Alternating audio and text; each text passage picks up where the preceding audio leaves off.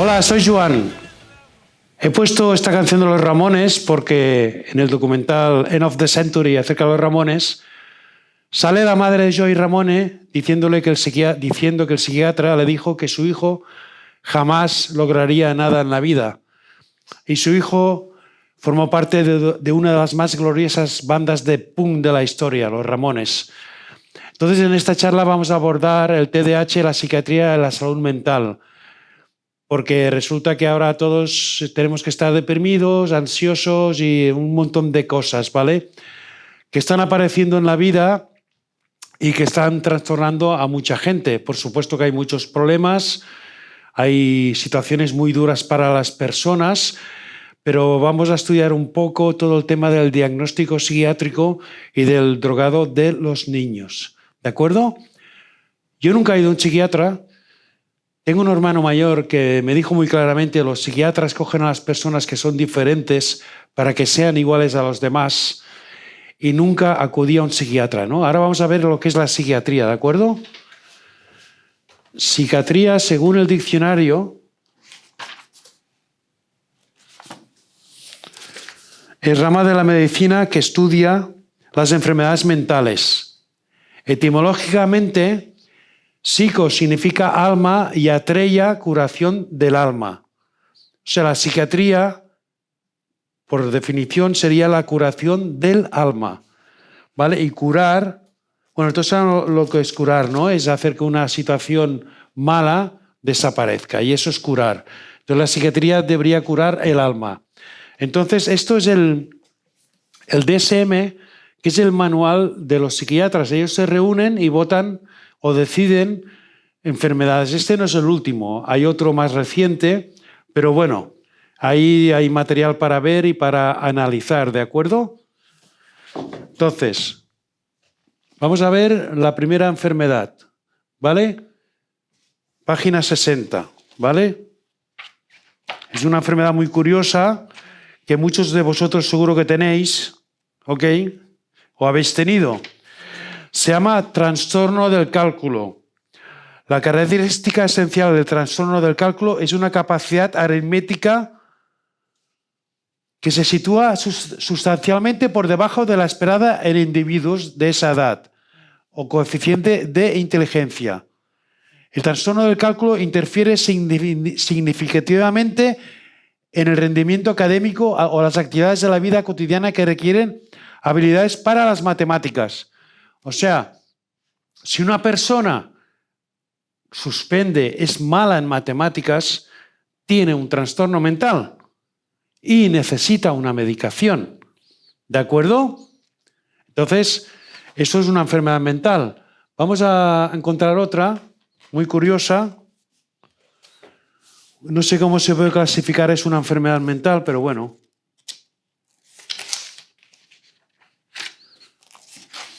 Se llama pedofilia.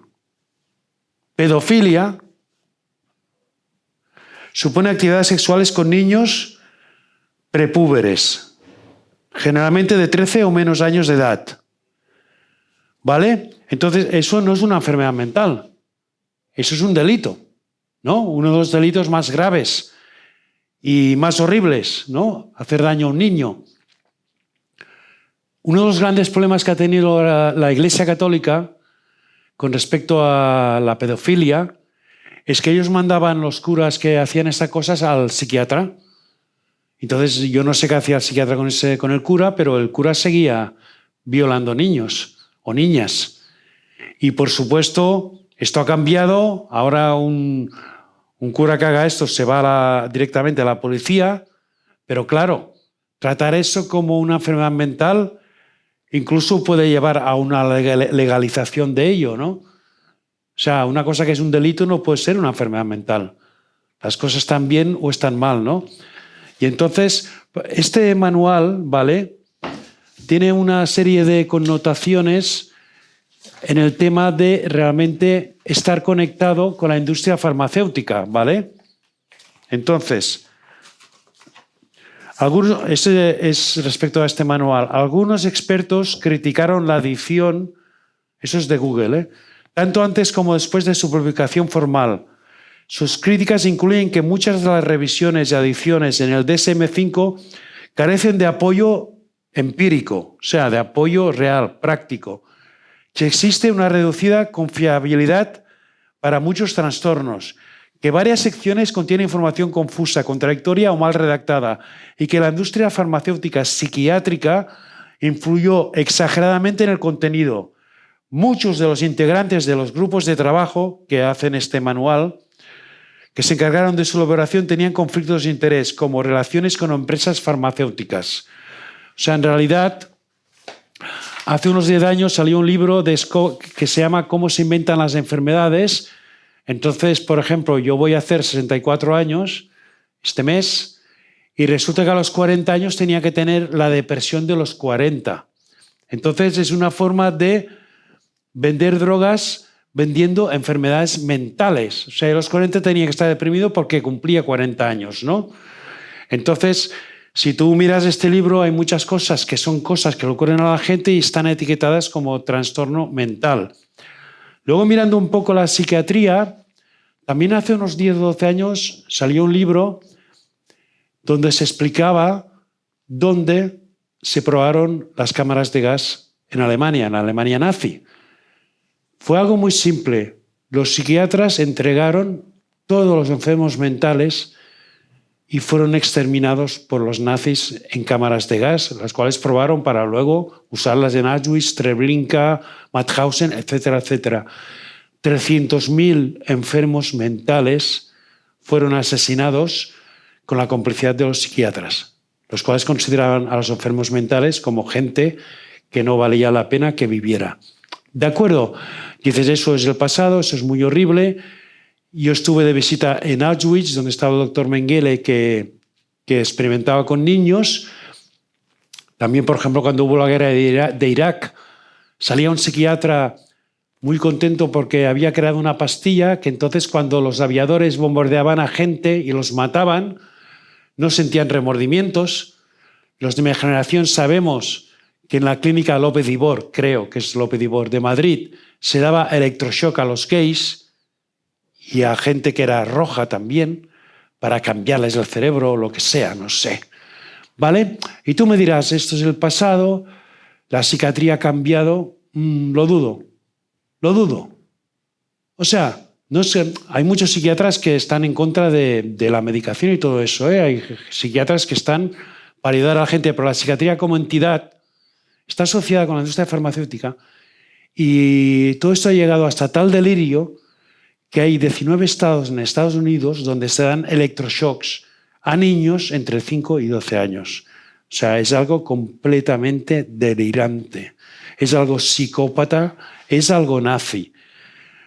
No sé si aquí en España eso se está aplicando ya. Sé que se dan electroshocks en gente mayor, no sé si en niños. Me han comentado que en el Hospital Sant Joan de Déu quizás sí, no lo sé, no lo puedo decir, pero sí que en Estados Unidos se está extendiendo el dar electroshocks a niños entre 5 y 12 años, lo cual es el sueño, ¿no? Sueño de los psiquiatras y de los nazis, que es tener a la gente completamente controlada, completamente drogada y completamente inútil, ¿vale?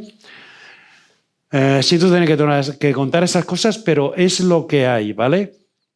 Entonces ahora vamos con el tema del TDAH. Luego al final de la conferencia os mandaré un libro que está escrito por Fernando García Vinuesa, Héctor González Pardo y Marino Pérez Álvarez, que se llama Volviendo a la normalidad, la invención del TDAH y del trastorno bipolar infantil. ¿Ok? Entonces esos señores te desmontan todo el tema del TDAH. Vamos a ver qué dicen los psiquiatras del TDAH. ¿De acuerdo? Es página 101 y 106.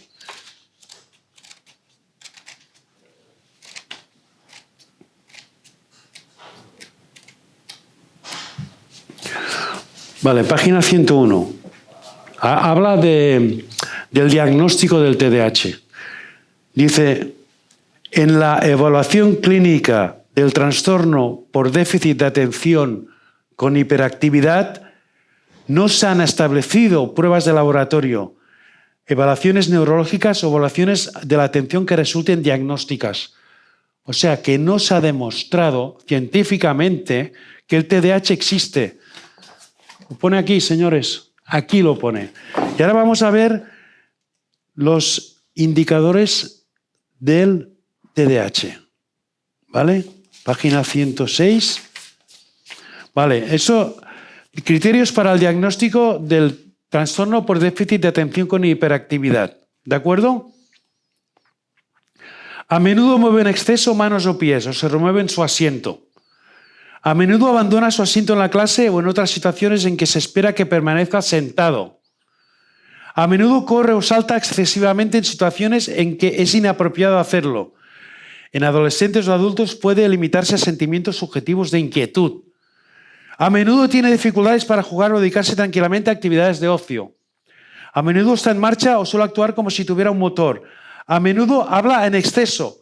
A menudo precipita respuestas antes de haber sido completadas las preguntas. A menudo tiene dificultades para guardar turno.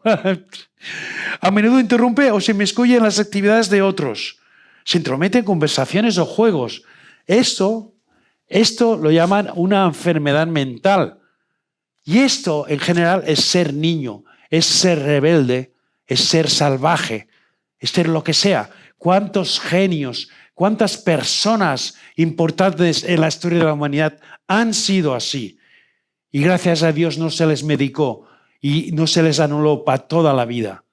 O sea, es alucinante que eso sea una enfermedad. Es un niño... O sea, vamos a ver... O sea, yo he criado 2 hijas y soy abuelo y voy a ser abuelo otra vez. Los niños tienen el factor familiar y luego tienen el factor en la escuela, ¿no? O sea, un padre siempre debe dar ejemplo a un hijo, los padres, cuando prometen algo lo tienen que cumplir, no deben discutir entre ellos y sobre todo, deben enseñarle a los hijos que la vida es dar y recibir. Y deben permitir que los niños se sientan útiles. Si un niño quiere fregar los platos contigo, déjale, aunque te rompa un plato, da igual. Él se va a sentir útil. Y un niño debe aprender el tema de dar y recibir. Debe contribuir, debe trabajar, debe producir. Si no estás creando una persona débil y caprichosa, ¿ok? Eso con respecto a los padres. Con respecto a los maestros, un niño debe entender lo que estudia. O sea, yo te digo que dibujes una casa, me la vas a dibujar. Si te digo que dibujes un pecinal, no lo vas a dibujar, ¿ok? Porque no sabes lo que es. Un pecinal es un charco con mucho barro. Entonces, todos los conceptos deben explicarse bien. Y un maestro, igual que un padre, debe amar a los niños. Debe transmitirles amor y confianza y esperanza. Si no, ni la ecuación funciona, ni funciona nada. O sea, y luego hay muchos otros factores en un niño. Pero un niño debe saber qué hace en la escuela, debe saber qué reglas hay en la familia, debe tener unos valores. Sin eso no se puede vivir, sin eso no puedes criar a un niño. O sea, he tenido muchos maestros, me acuerdo el señor San Pau y el señor José, eran unos maestros que te querían y tenían una empatía increíble y estabas a gusto, aunque fueras un niño nervioso como yo he sido y sigo teniendo eso que pone ahí, ¿vale? Y no me importa, me encanta como soy. Entonces, es un tema muy grave el tema de la educación de los niños y es una negación de lo que es ser un niño. Hay miles y miles de voces, psiquiatras, psicólogos, médicos, que se oponen a la medicación. En Francia no se diagnostica el TDAH. Luego están los factores alimenticios. Luego hay enfermedades que los niños tienen. Por ejemplo, si un niño es celíaco, se pone muy nervioso porque la comida la sienta mal. Yo esto lo he vivido, ¿entiendes? Y si le vas a un psiquiatra, pues ¿qué le va a dar? ¿Calmante? Si lo que tiene es que es alérgico al gluten, ¿no? O sea, hay muchos factores, ¿de acuerdo? Y entonces, a mí me indigna muchísimo. Yo he impedido que 2 niños tomaran tratamiento psiquiátrico, pero es muy poco. Es una cosa... Entonces, tanto los maestros como los padres no podéis ser cómplices de eso. O sea, es un crimen nazi medicar a los niños. Para mí es seguir la estela del doctor Mengele y darles electroshocks, todavía ser más doctor Mengele. ¿De acuerdo? O sea, realmente informaros bien. O sea, un niño, si está en clase y le están hablando de la álgebra y no sabe ni lo que significa álgebra, o le estás hablando de África y no ha visto jamás, ni tiene idea de dónde está África, un niño odia. O sea, es como tú cuando recibes una carta de Hacienda, ¿qué sientes? Sientes rabia y odio porque no entiendes nada. O sea, los conceptos, la enseñanza debe entenderse, ¿ok? Y un niño debe saber qué hace en la escuela. Y luego en su familia debe tener un buen ambiente. Y debe, claro, yo escucho o leo, hombre, los refugiados de Siria tienen ataques de ansiedad. ¿Cómo no van a tener ataques de ansiedad? ¿Cómo no van a tener? Claro que tienen. O sea, los prisioneros de Auschwitz que estaban felices, ¿qué me estás contando? O sea, la vida son una serie de situaciones que debes superar y que algunas son muy difíciles, pero medicándote lo único que haces es huir. O sea, yo tengo una amiga que trabaja en un sitio, el jefe ha cogido la baja y ha entrado otro jefe. Y resulta que ese nuevo jefe es un tirano y un déspota. Van al médico, ay, que tengo depresión y cojo la baja. No, lo correcto es enfrentarse y solucionar eso. Claro, yo tengo depresión, va, tómate pastillas. ¿Y qué? El jefe va a seguir siendo un tirano igual. O sea, la gente tenemos que defender nuestra dignidad y tenemos que ir y luchar por las cosas sin rendirnos jamás. O sea, yo cuando un amigo está jodido y está hundido, yo lo animo. No le digo, no, lo que te pasa es que ahora mismo tienes fobia antisocial. ¿Qué coño? O sea, en mi época, estar triste, ahora le llaman depresión. Estar nervioso, ansiedad. ¿Vale? Ser un gilipollas o un egoísta, trastorno obsesivo compulsivo o ser un obsesivo. Entonces, hay tal manipulación del lenguaje, o sea, que nos están convirtiendo a todos en ratas, ¿vale? O sea, luego el tema del desequilibrio químico del cerebro, ¿vale? El desequilibrio químico del cerebro. Yo discutí una vez con un profesor que decía, no, es que tiene un desequilibrio químico y entonces tienen tendencia a la depresión. Hay muchos desequilibrios químicos en el cuerpo. O sea, si una persona solo come patatas fritas, pues va a tener un desequilibrio químico. Si una persona no duerme, va a tener un desequilibrio químico. Pero hay una cosa fundamental, ¿vale? Suerte que a veces encuentro cosas que me esclarecen todavía más el tema, ¿vale? Esto es de la Contra de la Vanguardia de hace un mes, ¿vale? Este señor es un bioquímico, ¿de acuerdo? Ha escrito 10 libros, ¿vale? Entonces, ser amable reduce la depresión, la ansiedad, el estrés y rejuvenece. ¿La amabilidad modifica el cerebro? Sí, es un sentimiento que produce sustancias que tienen un efecto en regiones específicas del cerebro. Alucinante. La amabilidad es cardioprotectora, dilata las arterias y reduce la presión sanguínea. También es antídoto contra la depresión.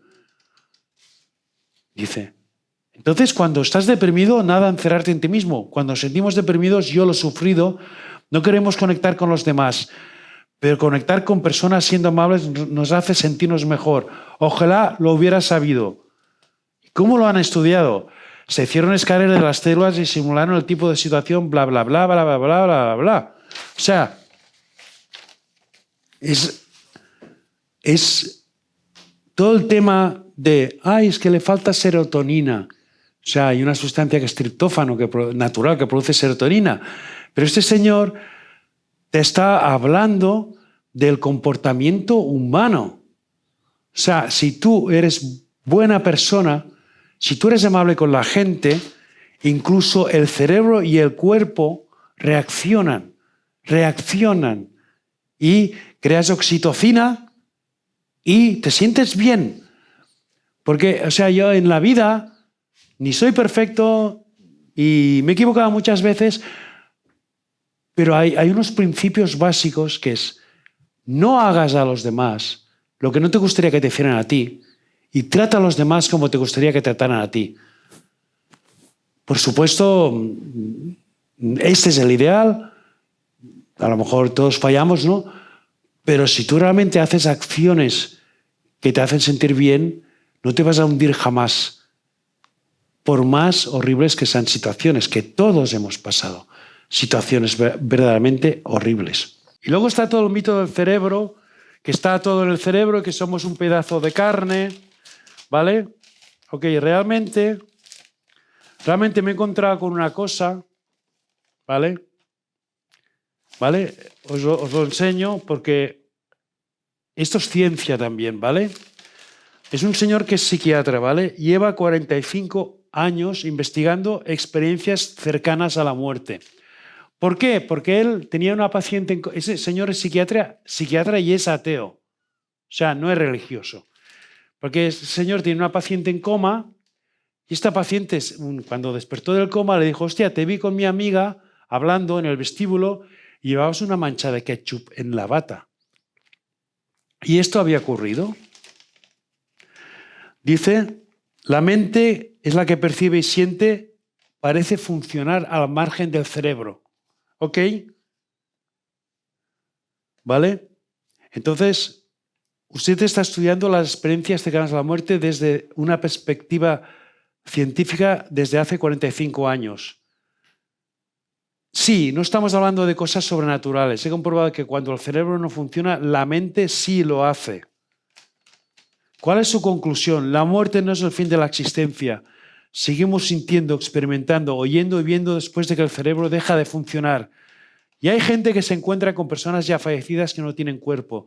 Y eso significa, de alguna manera, siguen vivos después de la muerte. Dicen que pueden ser alucinaciones por la falta de oxígeno en el cerebro. Al estudiar el nivel de oxígeno vemos que sí hay ese nivel de oxígeno. Realmente, por el momento, no hay ninguna explicación. ¿De acuerdo? Seguramente hay una vida más allá de la física. ¿De acuerdo? Entonces, esta persona llega a la conclusión de que las personas no somos el cerebro y que somos espíritus. ¿Vale? Eso puede ser real para vosotros o no. Pero yo no me considero un pedazo de carne. O sea, yo tengo mis sueños, mis ilusiones, mi forma de ser y mis emociones. Y estos no están determinados por una cantidad de sustancias químicas de mi cerebro. Esto está determinado por la vida que yo quiero llevar, por la música que me gusta, por el amor a mis hijas, por mi amor a los amigos, por mis ideales y por mi lucha diaria por la supervivencia, por el trabajo, por la actividad y por, sobre todo, no puedes ser feliz si los demás no lo son. Y siempre tienes que intentar hacer algo para que este sea un mundo mejor. Pero ten mucho cuidado con las etiquetas. A mí supongo que si me cogiera el psiquiatra yo sería desafiante. Hay una enfermedad mental que es ser desafiante, ¿no? Que es la gente rebelde, no lo soportan y tienen un síndrome que es el síndrome de persona desafiante. Entonces, realmente, yo no me voy a extender más. Os remito al libro de Volviendo a la Normalidad. Os remito a las conferencias de mis amigos de Mente Plus, que realmente dan herramientas para la vida, herramientas prácticas y naturales para la vida. Os remito, que os lo pondré ahora todo al final del vídeo, a una página que se llama ccdh.es, que es la Comisión Nacional de Derechos Humanos, que te remite a un montón de psiquiatras, trabajadores de industria farmacéutica, que te explican todo el mal manejo del tema de la curación mental, ¿de acuerdo? Y luego os remito a un documental de la 2 que se llama Adictos a América, donde os explica todo lo que os he explicado, con un montón de testimonios y de científicos y de gente que realmente quiere que la gente esté bien.